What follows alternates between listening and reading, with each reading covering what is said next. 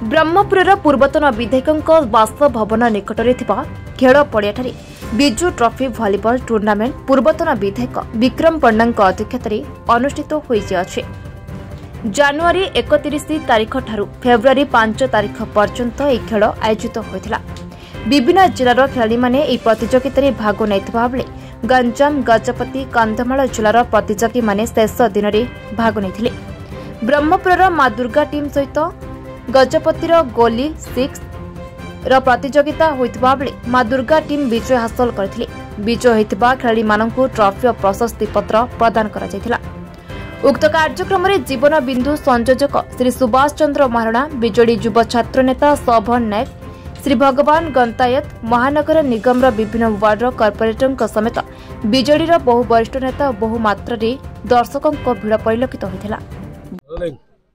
मु सर्वप्रथम आपण मानक धन्यवाद देवी। आपण मान सहयोग जो सांबादिक भाई मान सहयोग जो ये दर्शक मैंने खेल उपभोग करने सुजोग पाई एवं जो बिजू ट्रॉफी टूर्नामेंट बैडमिंटन एवं वॉलीबॉल उभयर आयोजन कराइला। विशेष भाव आमर छात्र सभापति शोभन नायक और आदित्य पट्टनायक को धन्यवाद देवी। से दुई जनकर अक्लांत परिश्रम और से सहयोग करता समस्त बंधु मान धन्यवाद देवी। से सहयोग आज कार्यक्रम सफलता सहित आज अंतिम दिन में पहुंची और जो खेलाड़ी मैंने सब पार्टिसिपेट करते समस्त को मोर शुभकामना। एवं बिजू बाबू नामित ये ट्रॉफी आज जो मैंने जीति जो मैंने रनर अफ होती मुझे अभिनंदन ज्ञापन कर जो मैंने क्वालिफाई करना जो मैंने पार्टिसिपेट करते मुझे अभिनंदन ज्ञापन कर आशा करुच्ची आगामी दिन में से नवीन बाबूर कथा को प्राथय कर नवीन बाबू जो कथा कहते ओडिशार पिला माने खेलिबे एवं आगु को बढ़िबे एवं जो उद्देश्य बैडमिंटन कोर्ट सब जगह करते खेलर इंफ्रास्ट्रक्चर बढ़ाई ओडिशा रे आज तार प्रतिफलन स्वरूप बैडमिंटन पाखापाखि 75 टीम पार्टिसिपेट करते आगामी दिन में आम निश्चित भाव बिजू ट्रॉफी को आहरी बड़ धरण करूँ आपण मान सहयोग ब्रह्मपुरवासी सहयोग ये टूर्नामेंट आगामी दिन में आहरी उच्चकोटर हम ये विश्वास मोर रही।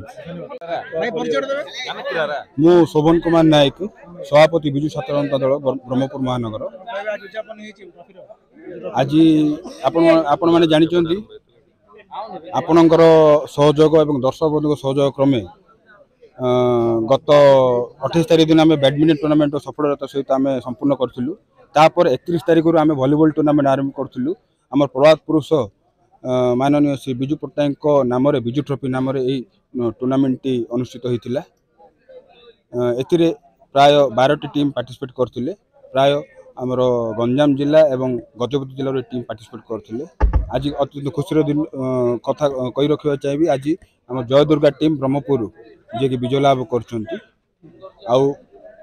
आशा करी ए टूर्नामेंट जो सफलता होती आगामी दिन में एमती आहरी सफलतार हो एवं मान्यवर नवीन पट्टनायक आह्वान क्रमे एवं आमर प्रिय पूर्वतन विधायक श्री विक्रम पण्डा सहयोग एमती सब आम कामना कर।